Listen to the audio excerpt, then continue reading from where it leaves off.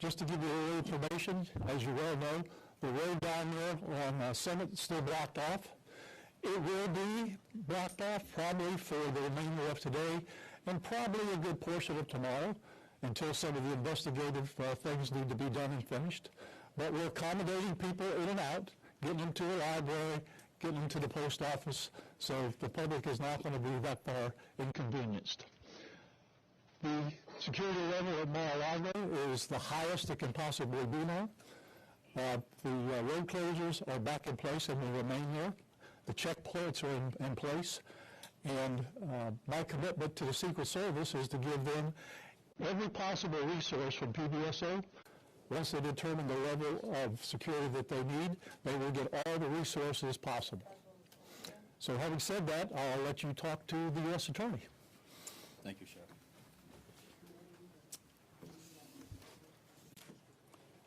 Good afternoon. Thank you for joining us today. My name is Mackenzie Lapointe. I am the United States Attorney for the Southern District of Florida. I want to start by expressing my deep gratitude to Sheriff Rick Bradshaw of Palm Beach County Sheriff's Office for hosting today's press conference and for his department's assistance with this matter. I'm truly grateful for your leadership, sir. I'm also pleased to be joined by our partners in federal law enforcement from the FBI and the United States Secret Service, and also from ATF.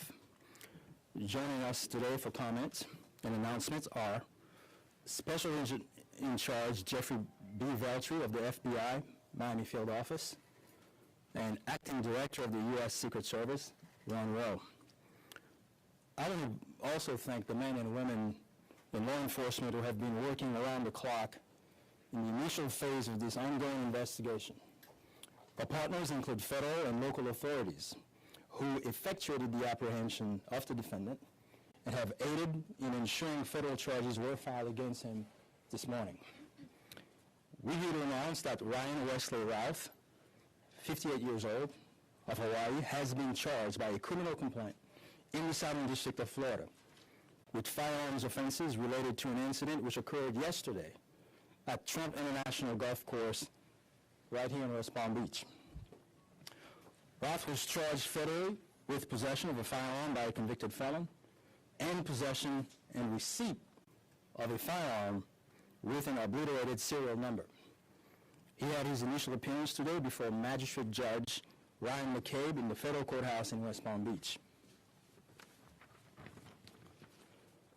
According to the allegations in the complaint, a U.S. Secret Service agent walking the golf course perimeter saw what appeared to be a rifle poking out of the tree line. After the agent fired a service weapon in the direction of the rifle, a witness saw a man later identified as Routh fleeing the area in the tree line. Routh was later apprehended by officers from the Martin County Sheriff's Office in coordination with the Palm Beach County Sheriff's Office. The complaint alleges that in the area of the tree line from which Routh fled, agents found a digital camera, a backpack, a loaded SKS-style rifle with a scope, and a black plastic bag containing food. The serial number on the rifle was obliterated. According to the complaint, Routh was convicted of felonies in North Carolina in December 2002 and March 2010, and therefore was prohibited from possessing a firearm. The FBI is leading this investigation, this ongoing investigation. As the Attorney General stated earlier today, the FBI is continuing its investigation of this incident as an assassination attempt upon the former president. The investigation remains at its early stages. The entire Justice Department, including the FBI, the United States Attorney's Office for the Southern District of Florida, and the National Security Division are coordinating closely with our law enforcement partners to fully investigate and prosecute this matter. The charges we're announcing reflect the strong collaboration of the agencies represented here. The U.S. Attorney's Office, the Department of Justice, would be unable to carry forth our mission without the invaluable assistance of our federal, state, and local law enforcement partners. I'd like to thank the Bureau of Alcohol, Tobacco, Firearms, and Explosives, and we have Chris Robinson here, Special Agent in Charge, and your Secret Service for the invaluable assistance they have been providing. I would also like to recognize the Palm Beach County and Martin County Sheriff's offices for apprehending the defendant. Again, without the local authorities to assist in those things, it would be literally impossible to accomplish the things we were able to accomplish on the federal side. I want to personally express my gratitude to the attorneys with the U.S. Attorney's Office for the Southern District of Florida and the Counterterrorism Section of the Justice Department's National Security Division for their nonstop work over the last 24 to 30 hours. Together, we will continue to work tirelessly to ensure accountability and the pursuit of justice. At this time, I will invite FBI Special Agent in Charge Jeff Veltri to the podium. After Special Agent in Charge Veltri completes his remark, Acting Director of the U.S. Secret Service, Ron Rowe, will provide remarks before we open the floor for a few questions.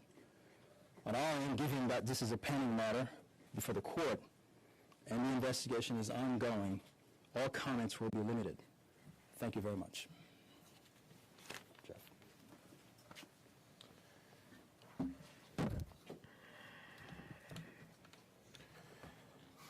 Good afternoon. For a quick introduction, my name is Jeffrey Veltri, FBI Special Agent in Charge for the Miami Field Office. The FBI immediately responded to the scene here in West Palm Beach, Florida, and we are investigating this matter as an apparent assassination attempt of former President Trump. We view this as extremely serious, determined to provide answers as to what led up to the events which took place. I want to emphasize we're just a little over 24 hours into this investigation, so we're going to provide as much as we can publicly while our investigation is still ongoing. We must also stress that the United States Attorney's Office is pursuing charges, and that limits some of the details that we can discuss publicly. Yesterday afternoon, Martin County Sheriff's Office took custody of Wesley Routh, and he was transported back to Palm Beach County Sheriff's Office. Our FBI agents then attempted to interview him, and he invoked his right to an attorney. In the last 24 hours, the FBI and our partners have been dedicated to investigating the incident and utilizing all available resources. These efforts have included our investigative team and the United States Attorney's Office for the Southern District of Florida, in conjunction with DOJ's National Security Division, are actively working hand in hand to pursue and subsequently execute search warrants. Thus far, the warrants include a video recording device, subjects' cellular devices, a vehicle, and other electronic devices located at previous known addresses. We are coordinating with the United States Secret Service to complete numerous interviews of agents on scene. We have also interviewed 7 civilian witnesses at the scene, and that is just the beginning. Our FBI's Honolulu and Charlotte field offices have initiated interviews of several family members, friends, and former colleagues of the subject. FBI has deployed several specialty teams and assets from FBI headquarters and our lab division in Quantico to include evidence and critical incident response personnel. The evidence response team is collecting and processing multiple evidentiary items.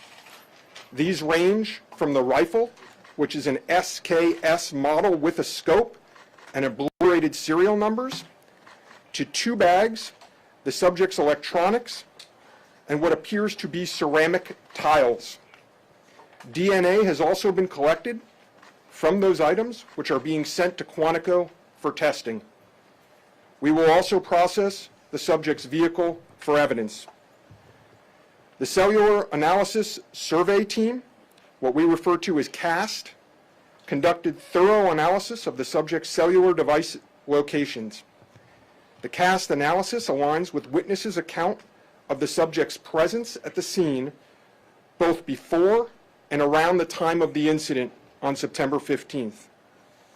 More specifically, we're continuing to conduct analysis and will be compiling the subject's movements in the days and months leading up to September 15th. Cellular data shows that the subject was in the vicinity of the golf course roughly 12 hours before the engagement with the United States Secret Service. Our investigative teams conducted a neighborhood canvass in an effort to collect and obtain relevant video footage. The subject had an active online presence, and we are going through what he posted and any searches he conducted online.